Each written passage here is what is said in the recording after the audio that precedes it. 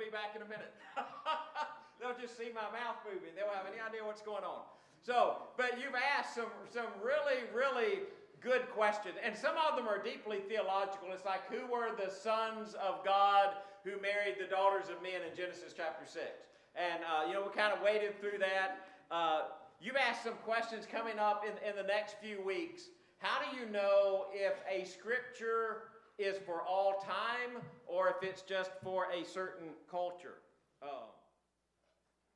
All right, is that better? Okay. All right, so how do you know if it's for a certain culture or if it's for all time? You ask questions like, is it necessary for somebody to be baptized? You ask a couple of others that are coming up that I knew before I walked up here and got all discombobulated because of this microphone. But so there's some really good questions that are coming up, and some of them are very, very theological, and then some of them are extremely practical. And this is one of those that I thought fit the very practical list. Why turmoil? And I don't know, again, when you submit a question, and I think I saw, did I see in the bulletin where the link is in there again? Okay, so the link is still in the bulletin. If you want to submit a question, it's totally anonymous. I have no idea where it comes from. I can't ask any clarifying questions about it.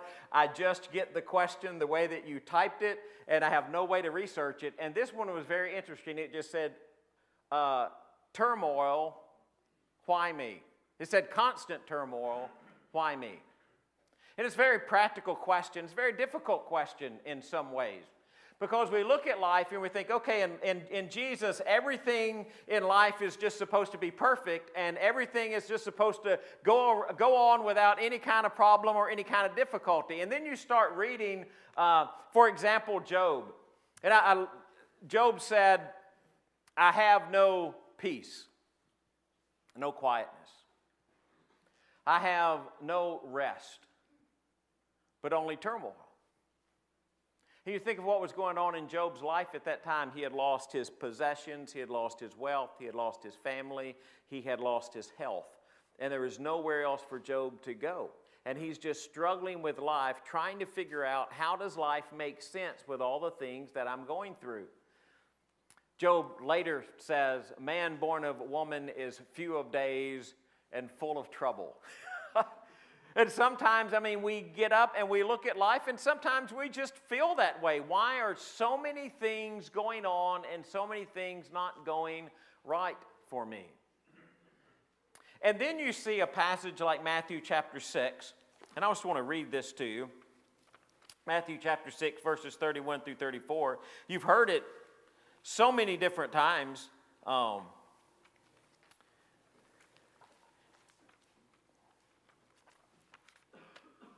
And it's Jesus.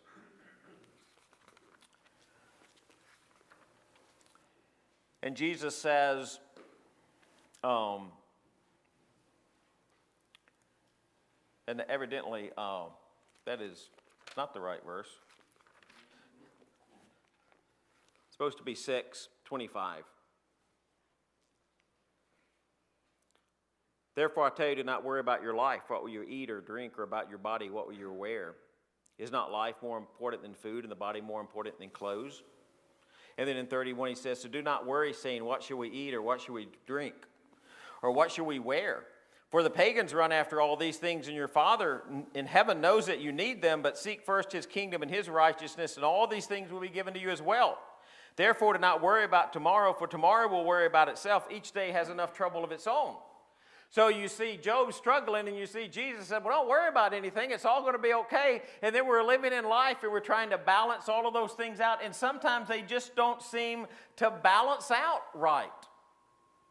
And even Jesus later, he says he took Peter and the two sons of Zebedee along with him, and he began to be sorrowful and troubled. It's right before his death. He's in the Garden of Gethsemane. He's getting ready to pray. We know 3 times he prayed, take this cup away from me. So he's sorrowful and troubled. And you say, well, what is he troubled about? Well, he knows what's happening, and he has God's big picture. It could be that he's troubled about the disciples and what's going to happen to them. But very honestly, if you listen to his prayer, he's troubled about what he is getting ready to endure on the cross. Father, if there is any way, let this cup pass from me. So how do we balance all of that stuff out? Because life in Jesus, it kind of incorporates worldly problems, doesn't it? I mean, if we live in the flesh, we're probably going to have some turmoil. I would love to get up here and preach you a message that says, for everybody who has faith in Jesus, there are no struggles in the world. But I can't preach that message to you. Because if you live in the flesh, there's struggles in the world. And as long as we are in the flesh, we're going to have some type of struggle. Life in the flesh creates turmoil. Now, it does that for a couple of reasons. One is because those of us who are in Jesus, who are experiencing life by faith in Jesus, we don't always act the way that we're supposed to act. I know that's a shock. And we don't always do what we're supposed to do. And we're not perfect. And we make mistakes. And while we have life in the flesh, we are struggling with that because we don't do everything exactly right. And then you have people who are living in the world who do not have faith in Jesus, who have a totally different section of priorities and have a totally different view of life, and they have a different section of what is moral and immoral, and we're living in the middle of a world that we're interacting with all of those people as well, and all of that tension creates turmoil. And we live in a fallen world. We live in a fallen world where there is sin and sickness and disease and struggle. And we know that one day God will rescue us from everything I just mentioned.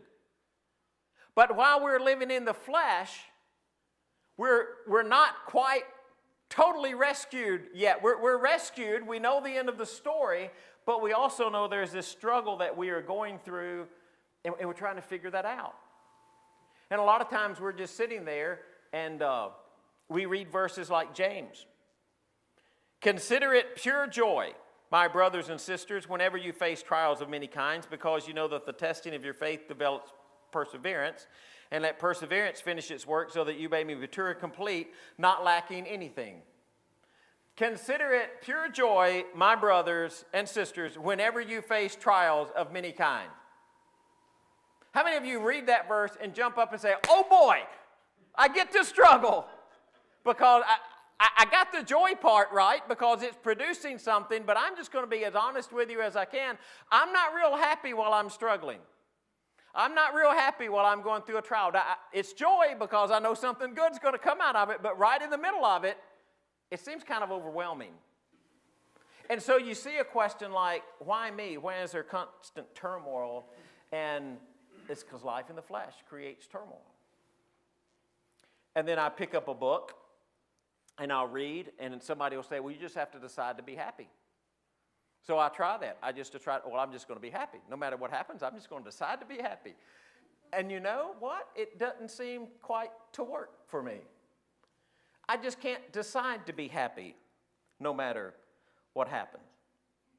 So there's these two guys, and right before Christmas, they lived down in Florida, and their wives decided they wanted to go Christmas shopping. And these two guys said, well, I don't really want to go Christmas shopping. So they decided they'd take the sailboat. They'd go on the sailboat for a little while. You know, the weather looked like it was okay. So they get on the sailboat, and they get out on the sea, and the weather turns, and all of a sudden they're in the middle of the storm, and they're fighting with the ship, you know, trying to get back to shore, and they run up on a sandbar. So they jump off the sandbar. I mean, they're wet. The waves are splashing over them. They're trying to get the boat off the sandbar, and one guy turns at the other, and he looks at him and says, well, it's better than Christmas shopping, isn't it? and you think, well, can I just decide to be happy no matter what the circumstances?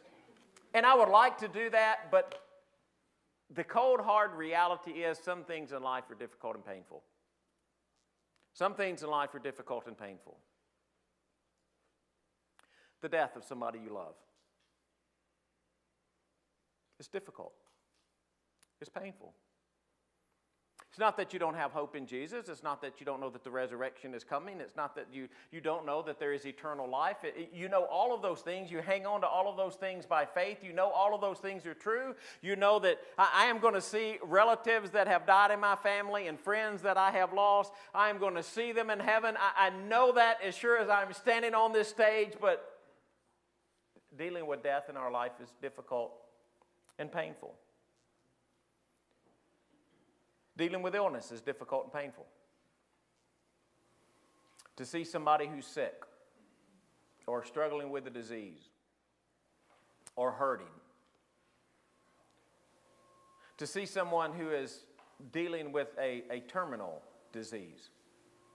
That you know there's no hope of recovery. You know how that is going to end. It's difficult and it's painful when we go through life and see that. And if we just shake our heads and say, well, not anything in life is difficult or painful, we're not really being honest with ourselves.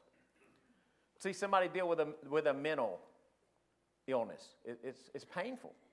Not physical, but mental. It's difficult to watch. To see people deal with addictions.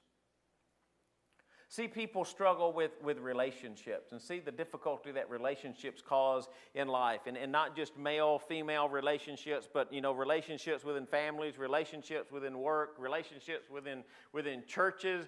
You see people who won't talk to each other or speak to each other or constantly fighting with each other. Those are a struggle in life. Accidents are a struggle in life, aren't they? I mean, we just can't control everything that is around us. I had an uncle, Uncle Lucy, and Uncle Lucy, I remember one time he said, people have a lot of faith in the world because they pass each other 6 feet apart going 60 miles an hour. And I didn't really ever think about that way, and I wish he hadn't have said it, right? Because when I'm driving down the road, I'm thinking, I'm trusting that guy or that girl or whoever that is to stay in that lane. And have you ever noticed that? And you know that they're looking at their phone while they're coming towards you because they're not really staying in their lane. I'm just going to confess this morning, I do not like turning in my own driveway anymore. Because there's a lot of traffic on 49 and I have to turn, and usually I'm coming from Pleasant View, so I'm going to turn left, right? And there's a little bit of a hill there. Brandy used to live there. She knows a little bit of a hill there, right? So you're usually sitting, waiting for traffic to clear because you can turn left and people are coming from behind you, and what are they not doing? They are not paying attention. And I cannot tell you how many times when I sit there, I always look in the rearview mirror. It's like, okay, which one is not going to stop? And I can't tell you how many times I go down the road, turn around and come back because the guy behind me was not going to, there was just no way he was going to get stopped in time. I remember the first time it happened to me, I was sitting there, and listening. I still remember this. I got it clear in my head. Merle Haggard was singing, and I was sitting there listening to Merle Haggard, and I thought, hey, this is a great day. And I heard a truck, a big 18-wheeler, and he slammed on his brakes, and he started sliding, and I looked in my rearview mirror, and I thought, he's not going to get stopped before he hits me. And I took off, and I went down the road, and he just waved at me when he went by, and I was like, man, that was close. That would have hurt. The accidents happen? Yeah, they happen, don't they? My grandfather was killed in an accident. Somebody reached down, changed the radio station, didn't stop at a stop sign, and hit him. Painful? Yeah, accidents are painful in life. And we look at life, and we have to be honest with that. It's okay, some things are just painful, some things are just difficult, and me just deciding that I'm going to be happy doesn't really fix the problem. And then some very well-intentioned person says, but God won't give you more than you can handle. And you're thinking, well, boy, he's really piling it on. Maybe he knows he's not giving me more than I can handle, but I don't know that he's not giving me more than handle. And I wish he'd just let up a little bit. And we mean it in a very, very good way. And to be very honest with you, theologically, and I hope y'all don't get so upset that you get up and leave and stomp out, but theologically, I don't think that's true. I don't think that's what God's talking about. 1 Corinthians chapter 10, verse 13. That's where we base that statement, by the way. He's talking about warnings from Israel's history.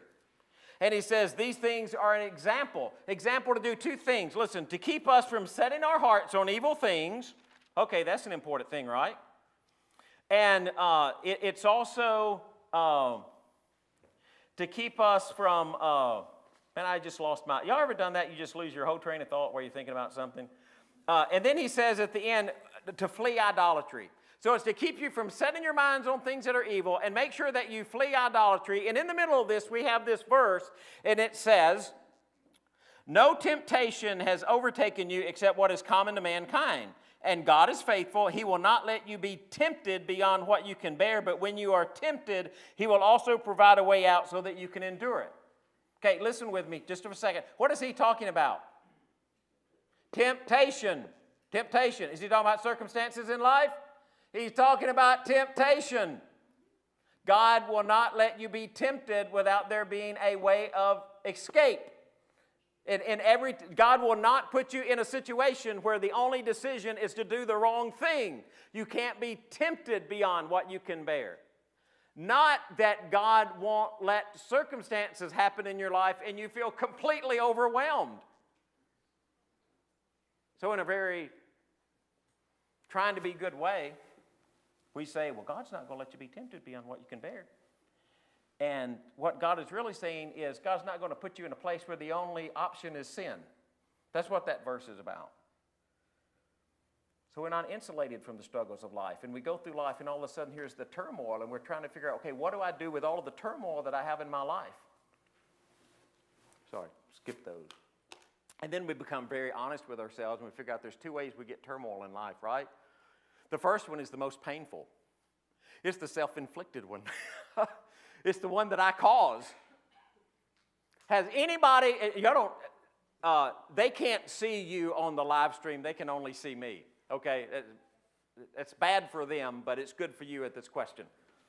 Has anybody in here ever made a decision and later you had wished you had made a different one? Has anybody in here ever made a decision in life and after you made it, you went, oh boy, that's going to cause some problems? Like if I had, every hand I've got, right?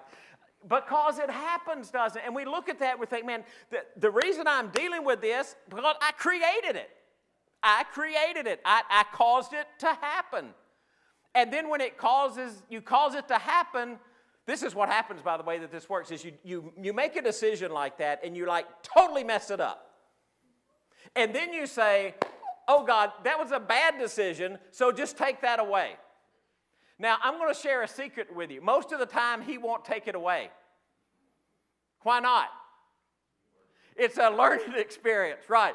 Part of you suffering through the bad decision is part of God's discipline sometimes. So sometimes God just don't take it away. You just got to deal with it. And when you inflict that on yourself and you create turmoil in your life, then you're thinking, oh, okay. But then there's that circumstantial turmoil, the stuff that you can't control. Anybody ever had a boss that's almost impossible to work with? Anybody ever had a coworker that made your life miserable? Anybody had a family member who gets mad at you for, you don't even know what they're mad about, but they've created so much struggle in your life, you don't even know what to do anymore because your family is just completely broken. Anybody ever had, I'm just sharing too much preacher stuff with you this morning. Anybody ever had somebody get mad at you and you have no idea why they're mad? And you're like, why are you mad? Well, if you don't know, I'm not going to tell you. Well, if you don't tell me, I'm not going to know. Well, you should know why I'm mad. Well, I don't. And sometimes that circumstantial turmoil gets us, and we're looking at it, and it's decisions of other people, and we can't control it. Or it's a natural disaster. You know, it's a flood or a tornado or a hurricane or it's an accident or it's just life in general.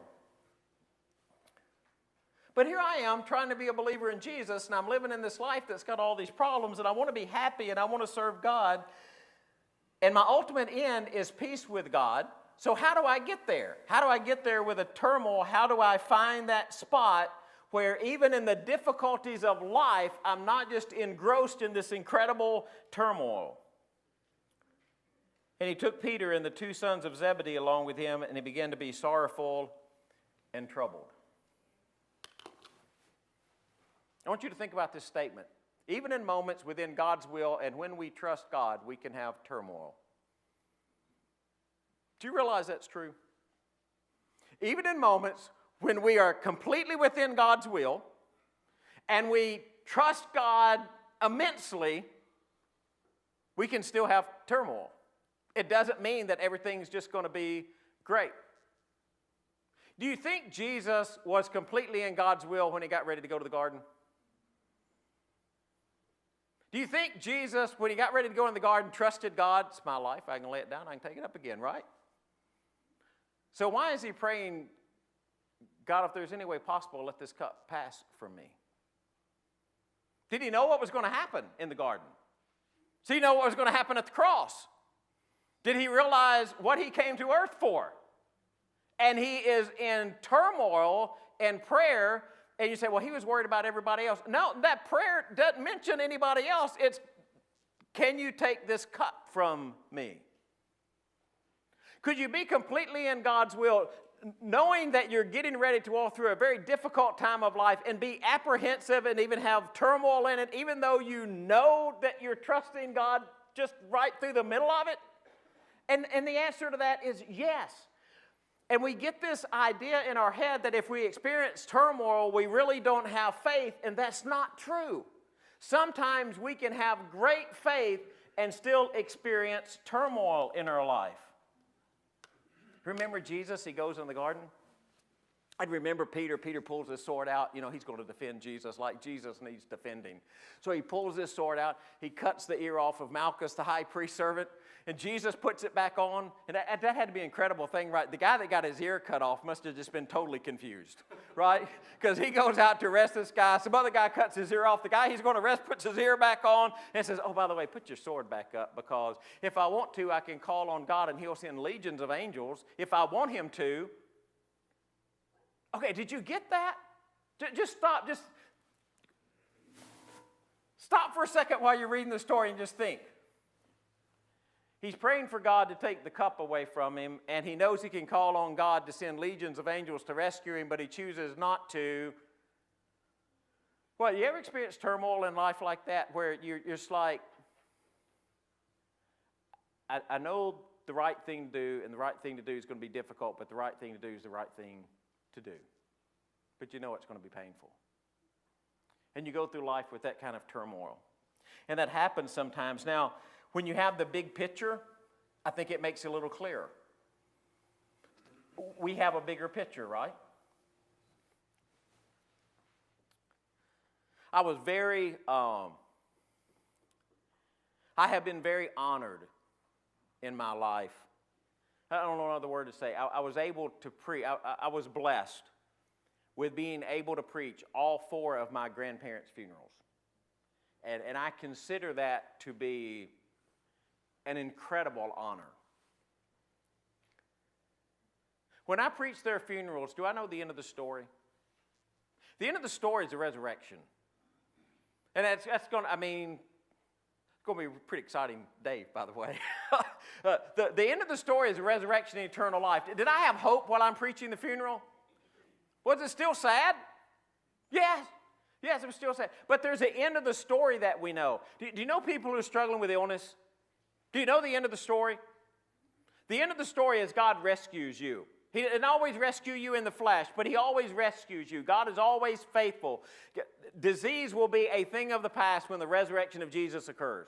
We will have just perfect life in Jesus. That is the end of the story. And so sometimes you see the end of the story, it really helps. But what if you can't see the end of the story? What if you can't see the end of the story? Can you trust in God's view of the future? Can you trust in God's view of the future? Man, I don't know what the future holds for me. Have no idea. Don't have any clue what's coming down the pike. But I do trust in God's view of that future. Whatever that looks like. And I'm not trying to be negative here. Is there a chance that at some point in my life I'm going to get really sick? It's a pretty good chance. What's God's view of the future? He's going to rescue me from this body. He's going to rescue me from this body. If you had asked me when I went into sales, so I preached for 10 years, And then I went into sales where I stayed 10 years. And then I came to Clarksville Highway, and I wondered if I would last more than 10 years, and I have. So we're on a path here, so don't y'all mess it up. Okay, so because it was 10 years preaching, 10 years sales, and I came to Clarksville Highway. I thought, well, I wonder if I have one of those 10-year cycles again. So far, again, we're doing good. Leave that alone. But if you had asked me when I started sales if I would end up preaching at Clarksville Highway, what would I have told you? No way. It ain't happening. I remember driving down the road. I remember it just as driving in the gray Bonneville. I remember it. I got a phone call. It was Mike Moss.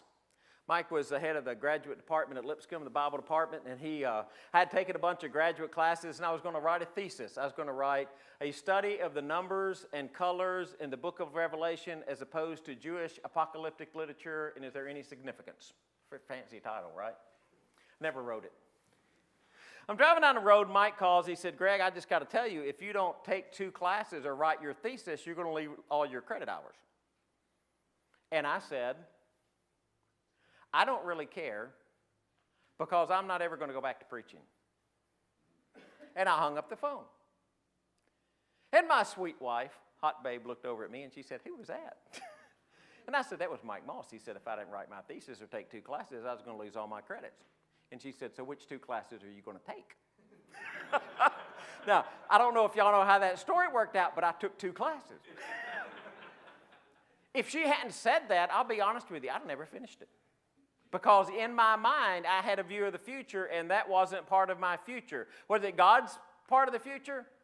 Yes, it was God's part of the future, and there is no doubt to me that I am here because of the hand of God. But you have to trust God's view of the future, whatever that's going to turn out. You've got to trust God's action in the world. And you say, well, Greg, what do you mean by that? Well, what I mean by that is I can't control circumstances, but I have a God who can. I have a God who can. I have situations in my life that I look at circumstances. It's absolutely obvious what God wanted me to do because of circumstances. I have no doubt about that. So I have a God who can control the actions of the world. Do you realize that I have a God who can control the thoughts and decisions of somebody else? He doesn't do it very often because he doesn't often infringe on free will, but he has the ability. Can my God that I'm praying to because I got a bad boss, can he change the attitude of a bad boss? He can he? God, that is the God that I serve, so I have to trust what God can do in this world, and then I have to remember what's most important. I have to remember what's most important. There is a wealthy man. He had 1 son. And his wife died when the son was young. And this wealthy man had this incredible love of art. So he took this young son. As the son grew up, they would go all around the world collecting art. And the son became very good. He could spot what was a fake. And he could spot what wasn't just quite right. And he learned how to negotiate with art dealers. And I mean, the father was just extremely proud of this young man and what he had become. Our nation got into a conflict, and the young man was sent to war. And tragically, he was killed in action. And the old wealthy man he was incredibly depressed. Just sat in his room, wouldn't even get out of the house. He got on a knock on the door one day. It was right before Christmas. And there was a young man standing at the door. He came in. He had a big wrapped package in his hand. And he told the wealthy man, and he said, I knew your son. And he would sit and he would tell us about collecting art and how much he loved collecting art with you. And he said, I'm not an artist, but I drew a picture. And the man opened it, and there was a portrait of his son, and it wasn't a masterpiece, but it was good, but it wasn't great.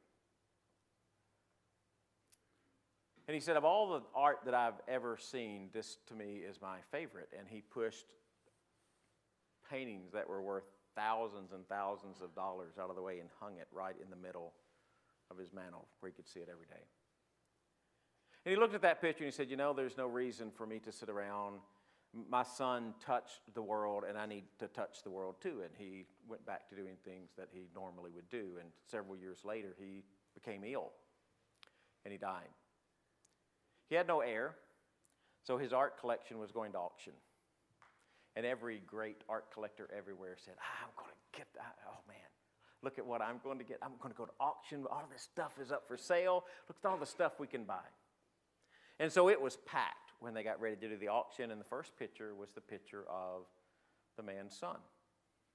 And somebody said, well, where's the good stuff? And he said, no, the will was very specific. We sell this one first. After we sell this one, then we can get on with the rest of the sale.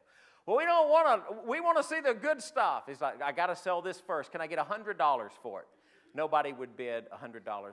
And there were paintings there were thousands and thousands and thousands of dollars. And he said, can I get $100? He said, no, nobody get $100.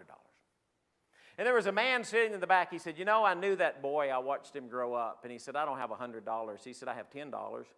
He said, would you take $10 for it? And the auctioneer said, going once, going twice, 3 times, sold, $10.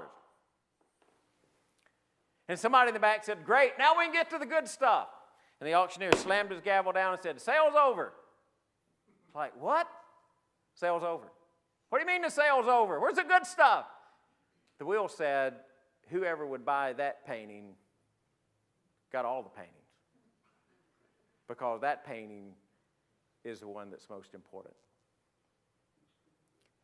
See, the question you have to ask is, what is the most important? What is the most important? And I'm going to tell you that Jesus is the most important. He is going to rescue from every struggle, from every trial, from every turmoil, from every disease, from every illness, from every accident, from everything that you encounter in your life. Jesus is the one who will rescue you from that. Now, I'm going to be honest. If you're waiting for him to totally rescue you in this flesh, you're going to be waiting a while. Because the promise of Jesus is greater than the flesh. So I was sitting on the beach this week. I wasn't sitting, I was walking. I don't sit on the beach. I took a morning walk and an afternoon walk, and the rest of the time I didn't even care about seeing the beach. So I'm walking on the beach with Houston, and it's Thursday, and the weather has turned cold, and I'm cold. And I said, man, I'm cold. And my son said, well, you're getting old, your blood's thin. Well, thank you for that, son. But you know, I didn't say this, but I thought it, and I've said it to you. I have not scratched the surface on my existence. Do you realize that? I have not scratched the surface on my existence. I visited with Grady Mitchell yesterday. Grady Mitchell is 94 years old. Mr. Grady's not doing well. I got a text from Johnny earlier today that they were calling hospice in. And I sat there and visited with Mr. Grady yesterday. You know what I thought? Mr. Grady has not scratched the surface on his existence. Hasn't even scratched the surface yet. I have known friends of mine who have died at a very young age. When they died, they had not scratched the surface on their existence. And I know those who have died at old. My great-grandfather lived to be a few days short of 102, a little less than a month. He hadn't scratched the surface on his existence yet. When you go through the turmoil that we experience in life, look at God's view of who you are. You are not just about this life. Your life is so much more than just your life in the flesh. Grab the thing that is most important, which is faith in Jesus. I wish I could stand up here and tell you you'll never have a struggle in life, and you'll never have any turmoil, and you'll never have a pain or hurt or a worry. But you will. And the only way to overcome that is to trust in the God who sent his Son to grant you the gift of the Spirit so that you can overcome those things. But if you don't have faith in Jesus, that is the one thing that you need to find. And if we can help you do that while we stand and sing.